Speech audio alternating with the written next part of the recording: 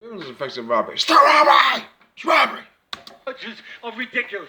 They give it to anyone who's coming forward. Yeah, if you went forward, they might give it to you. Well, with you, they might make an exception. Well, you can look at it that way, and I see you cracking jokes on me. They need to be funnier, point number one. Point number two, when you talk about Triple G, let's not forget, you keep going to jab, like he was connected all that. It was petty. It was petty. He was doing, that's what he was doing. He was supposed to go like this, but he wasn't doing that. He wasn't doing that, but he wasn't doing it the whole fight. Hold up, listen to this, Teddy. He wasn't doing that the entire fight. Again, I have Triple G winning this fight, but it was close. The difference between me and Teddy is that Teddy, the boxing historian, the expert, the man that knows boxing, sometimes can be a little bit too critical because he's a little bit emotional. Why? Because he looks at a fight. Yes, I'm calling you a milk. Yo, he's a little bit too emotional. And what happens? That's what. Yo, that would be you. That would be you. The point is, this is what he does. He sit up there because Teddy Atlas walks into a boxing match and he has a certain level of expectations. And when you don't measure up to those expectations, it ticks him off. He gets emotional, and you get this kind of reaction. A ridiculous 117, 112 score. Who are you, Teddy Atlas or Adelaide Bird? That score does not work. It was tighter than that. It was closer than that. Respect the sport that you love so much and have so much to do with its success, and appreciate a good fight when you got one. Who was emotional? You. Quite sure. Teddy, Teddy, I got to ask you this. Stephen A. brought up the name Adelaide Bird. There were no Adelaide Birds this time around. Two judges had a 115, 113. One had a 114, 114. It was really close. Help me out. Help me see the fight through the two judges. Wait, I got to say one thing. You know what that is? That's doing a robbery without leaving fingerprints. That's all it is. You don't have to rob somebody by 100 points. Then that means it was an effective robbery. Yeah, it was an effective robbery. It's still a robbery! It's a robbery!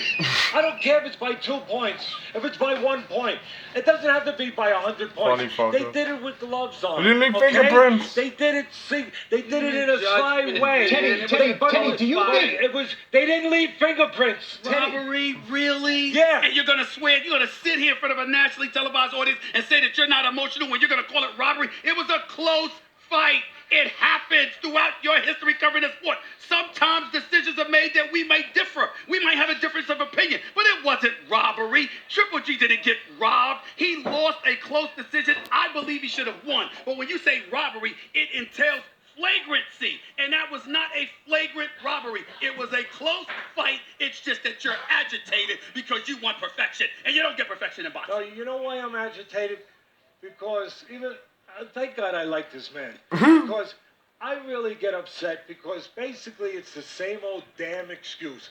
It's boxing, so it's okay if you rob someone. It's okay if you take it away from him. I don't care if it's 1 damn point or 20 points. The winner should be the winner. He should have his hand raised. He did all that work. He should get the fight. So that's the problem for me. Man, because this sport, people nowadays, it's too easy to say, it's boxing, it was close. Can I ask you one question before you can't complain. Can I ask you one question? Got to understand. Can I ask you one question? Has there ever been a time, don't turn your back on me, stay right there and look at the camera. Has there ever been a time in your career covering boxing that you made a decision about this person won the fight, and then you went home and watched it on TV, and you watched the tape, and you said, you know what? I might have got that wrong. That's never happened in the life of Teddy Atlas? Yeah, it has. Okay then, that might have happened tonight. No. Why is it robbery? It's subject to human judgment. It didn't happen. It's subject to human judgment. It didn't happen. But listen, I'm being completely honest. It didn't happen. No. I don't care if you win by this much or by this much. And you know why it bothers me? With these guys, it don't bother me as much. You know why? They're millionaires. It ain't going to matter. They're going to be okay. They're going to take care of their family. They're not going to be out in the street. But for the common fighter, for the regular guy that hasn't made millions of dollars, that's busting his butt, trying to get up there, trying to get a little closer to the exit so he can get out of the game and take care of his family, because it's a dangerous game. Because every time you get in the ring, you can get out of the ring with less of yourself. So for those guys, that's what bothers me. Not tonight, not these guys, but those guys, when these same judges rob those guys. And they do. And you don't have me and Steven screaming about it. It quietly goes off into the night. But guess what? Those fighters have to go into the back of the line and work their way back to where they were to get closer to the exit. And they got to take hundreds of more punches to get back there. Thousands of more punches to get back there. And that's wrong. You don't care. No. I'm going to tell you why. I'm going to tell you why. Because I've been hit. I just hit back. But the point is this. At the end of the day, they're professionals.